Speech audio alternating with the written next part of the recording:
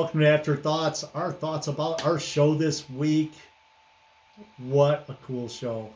Yeah, I was really amazed that this manor is in Ohio. Fremont. It's what, 20-minute drive. Yeah, so it was even more surprising to find out we personally know the person who owns it, who purchased the manor.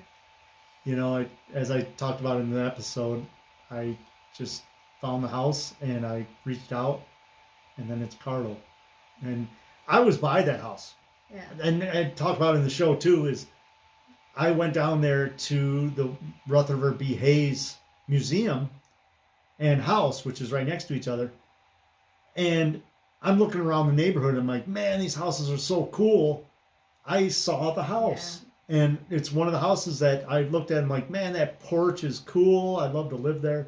So come to find out, it's a haunted location that's very active. And what's interesting is he bought that to live in it. He didn't think there was any haunted activity in there. And then he gets in there and it's super active. Now this is, a very seasoned paranormal investigator. He's been doing this for like 17 years. He's been all over. He's been on the shows.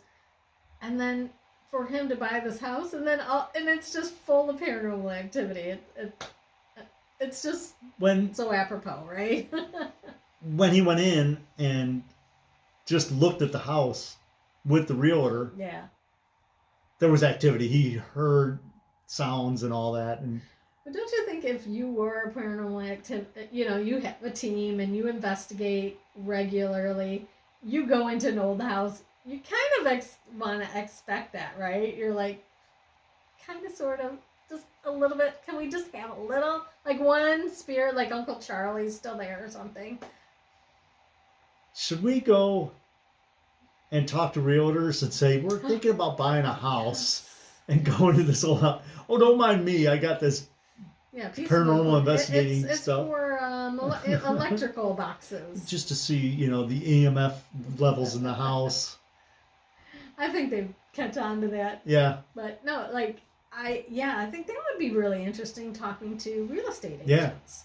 Yeah. I just thought the same thing. Yeah, it'd be great. Activity. Yeah. And are you a real estate agent who want to talk to us? Yes. Yeah. Just call DM us. Yeah. But after talking to Karlo about the house and the activity, that is just amazing, the amount of activity that is happening in this place. Yeah. So one of the things that surprised me but didn't surprise me was the activity of the children, because the house was a former home for children that were wards of the state. I forget what time frame that was. Was it the 40s or 50s? 80s, wasn't it? I don't remember. But anyways, I'll listen back to the show when I edit it.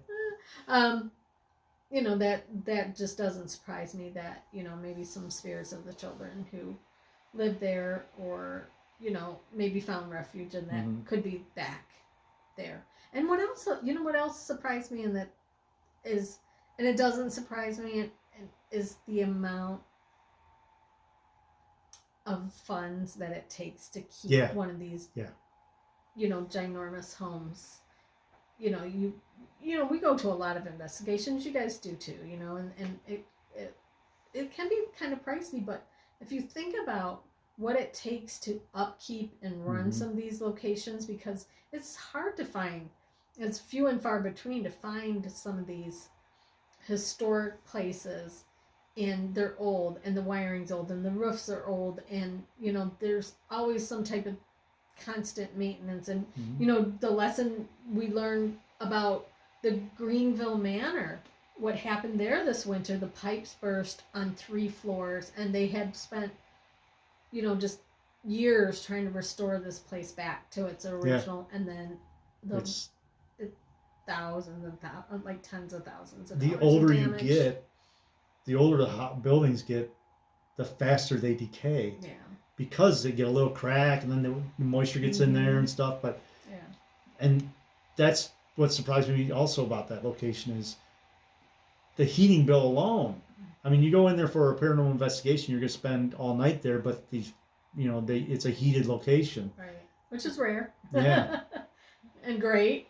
We Mhm. appreciate that, being able to go in and investigate, not have to be 40 layers of clothes on and your nose running because it's so cold, and you have to find a bathroom. You have to go down the street to go to the bathroom. Yeah, Right? we've done that. Right?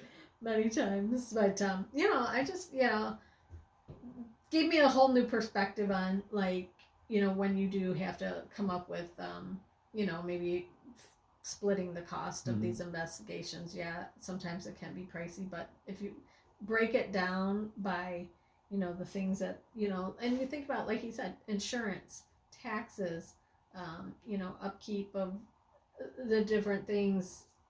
The insurance, because it is such a large place, is very large. So, and he can't hide the fact that he has people coming in there investigating, yeah, because that's unlawful. He can't. So I'm sure he has a little bit of different type of insurance because people are coming in there. Yeah. But it's a great place, and I'm gonna go there, and I want to talk to Karlo about paying for an investigation. Yeah. And sure. maybe we'll bring you guys along by video. Yeah. And let you see what the place is like. But it was so cool talking to him because, like I said, I didn't even know who we were going to contact because through Facebook Messenger, it was always just the house. Right. And then it was our friend. He popped up, and we're like, wait a minute. And you know what we didn't touch on, but I thought was interesting is how close is that house to the water source? Yeah. Because when they had the Battle of 1813 there, you had several different factions fighting. And normally when you have these types of skirmishes or whatever they would call them, I forget that word. Squeamishes? No, whatever. Right. A fight, a Who the hell battle, a knows? war, right? It's usually along some sort of river, because you have to have food, you have to have water.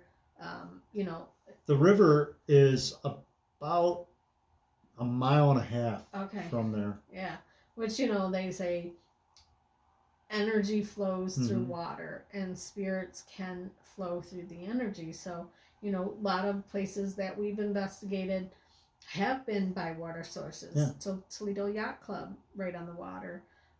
We down by the Erie Canal. Yeah. That was very interesting. The Erie Canal runs by there too.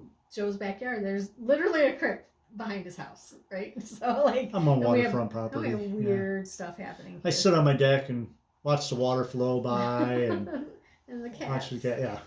So, anyways, hey, I enjoyed this week's show. Yeah, it was really cool. It's a place where I've actually seen before and didn't realize it, and I enjoyed the video investigated there and have a really cool story, hit us up, put it on our Facebook page, and don't forget to like and subscribe. Yes, please hit that like and subscribe button. As you're watching this, reach right down, hit that subscribe button. It means a lot to us. We're trying to get this channel built up so that the commercials that you see at the beginning of this, we get a tiny bit of. We don't get a lot, but we get a tiny bit. And it helps. Every penny helps. Yeah. So hit that notification bell. Give us a thumbs up on this video. And leave a comment.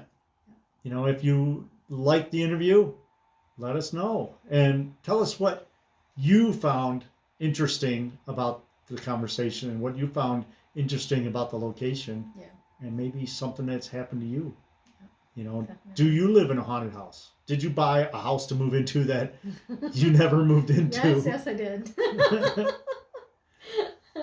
That's interesting, and it doesn't have to be an old house to be haunted. You could buy a brand new property and have activity, which we've had people come up to us and say, oh my God, I bought this brand new house. And it was the land. It turned out it was the land that they developed on that this one particular scene. So anyways, thanks for watching. Have a great day. Have a great day. We'll talk to you later. Hit that subscribe button right now. All right. Goodbye.